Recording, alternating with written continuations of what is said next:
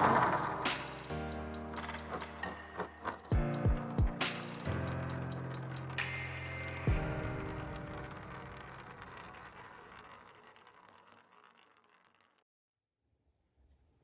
alaikum. Hello everybody and welcome back to a little bit of everything. Kayton Yare. So dhawaada walaalayaal. Today maanta waxaan rabaa inaan in la share gareeyo sidaan yogarka gurigayga ugu sameeysto instant potka.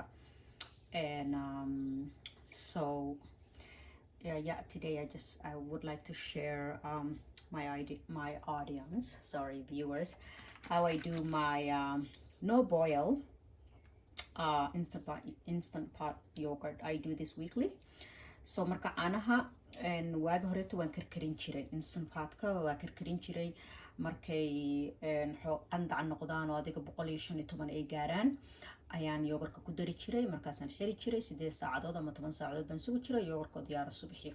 Laakiin hadda waxaa jira caano and ani hadda Canadaan joogaa kuwaan oo kala jiraan. This is from Canada, Joya milk.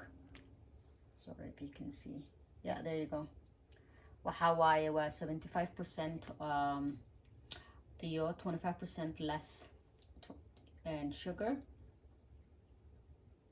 Lactose, sorry, is 75% protein.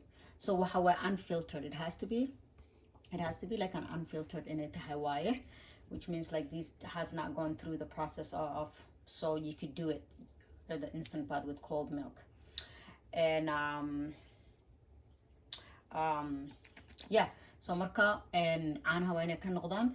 The other milk I use it's Fair Life milk and the American joogtaan oo kaleeto Fair Life ay heli kartaan and the same thing waaye. So this is 1 liter.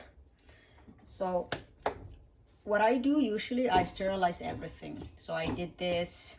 I sterilize my whisk, my cup, and my spoons. So I have 1 spoon of yogurt that was left out from my previous yogurt that I made. So wax kasteeto aan biyahan ku karkariyay qandaca sida jeermiska iga dhintaan. Halkaan waxaan ku haystaa qaada yogara oo yogarkayga horeta iga harta last week samaystay. I usually make my yogurt weekly because my kids love to eat yogurt with rice and granola, and I also bake with it. So wax kasta ilmaha ku cunaan yogarka briiska ku cunaan yogar la'aan briis ma cunaanba. So everything aan geynaa xoogaa, then waxaan ku darayaa hubinaan iga dhexdhicinin. Yeah. Then I have here 1 tablespoon of yogurt. And the yogurt has to have a live bacteria, like a culture. And yogurt marka akhrinaysid soo gadanaysid waa inay lahaataa bacteria waa inay nooshahay live inay ku qornaato waa live bacteria. Hadii kale yogurt ma sameynayso. Caanaha soo sacle ka noqonaya markaas. So here is my mixture yogurt. I'm gonna mix it vigorously. So I'm qasaya. Just qasmadaan.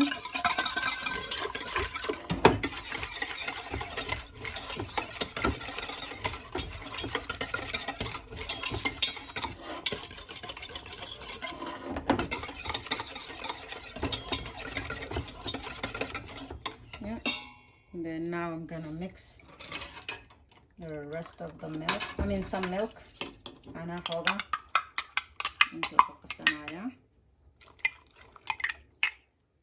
So actually I try to put with my previous yogurt I add a teaspoon of sugar and less than a quarter teaspoon of salt. It came out good. But today I'm not gonna add anything.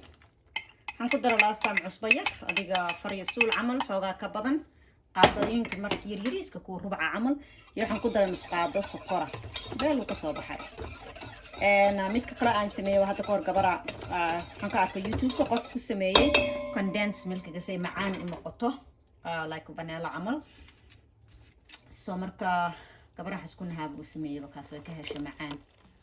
I did the condensed version milk too if you want a sweetener. Hadda ka hor. So marka waa kaasa. I'm gonna put it here. And then I'm gonna remove my silicone. Because with yogurt you're not gonna boil it. Agan ka siibay. Because yogurt kama karkarinayno.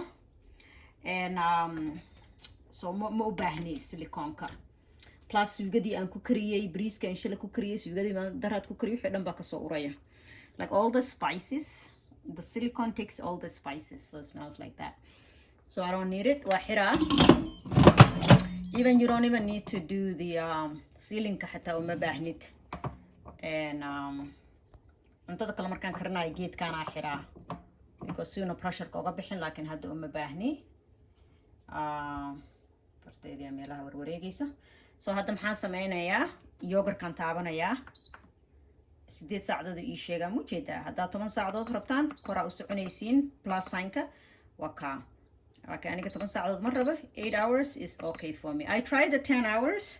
I tried 12 hours 12 saacadood dhanaan ay ku soo baxday 10 saacadood was okay, but I know 8 comes really good. So marka qaarkood marka haddaa rabtid inaa caanaha caadiga karkarisid aada haysan caanaha kaleeto waa karkarine waxaa taabanee kan then waxaa taabanaysaa geedkan ku yaalo mar saddexaada riixe marka boil kuu noqonaya instant pot-yada ku xiranta ah haysata qaarkood meel waxaa ku taala adjust la dhaho meeshaas riixaysaa boil buu kuu noqonaya. So boilka adiga 45 daqiiqo qaata intuu caanaha ka karkarinayo markuu damo saacadii bar meelahaas hadaad biyo qabow aad hoosta ka gelinaynin ilaa intuu xoogaa qandac ka noqonayo qaadadeedan ku daraa waa daboola. So 2 litir oo caana qaado yogurt kugu filan.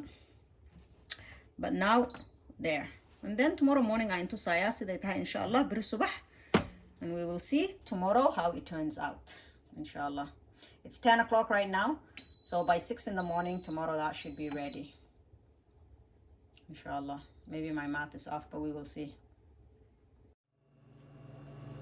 Hello everybody, good morning, assalamu alaikum, subah wanaagsan. So our yogurt is ready. See how it turned into yogurt? I mean, after it finishes, it will just have yogurt on it. So let's look at it and see how that yogurt turned out to be. So after 8 hours, it's like 7:45 right now.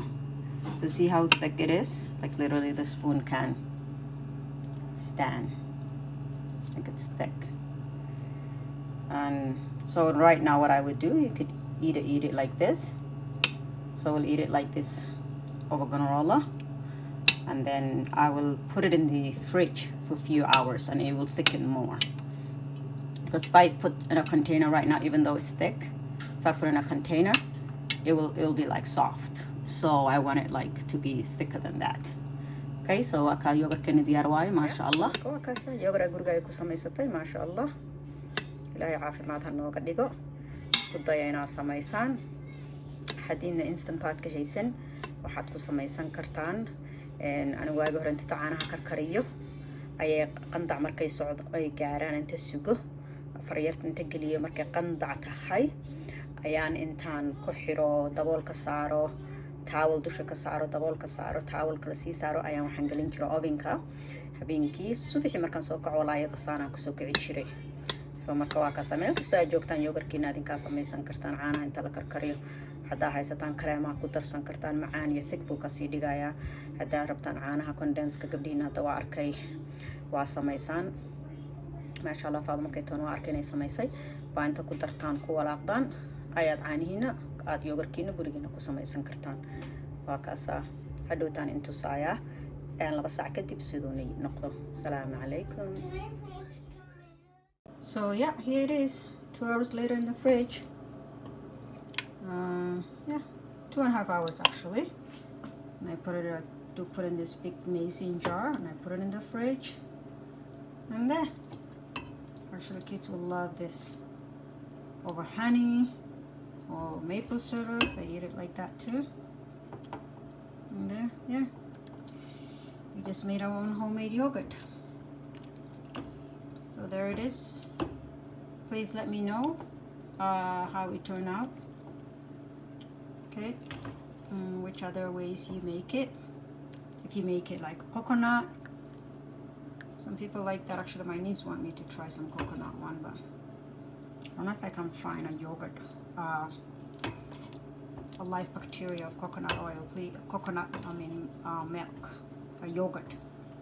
So please let me know, and I'll try that. Okay, wakasa yogurkaagi ii sheega hadaa rabtiin inaad samaysaan, kan digsiga lagu kulayn kara xataa. Okay, assalamu alaikum. Please like, subscribe, and let me know what you think.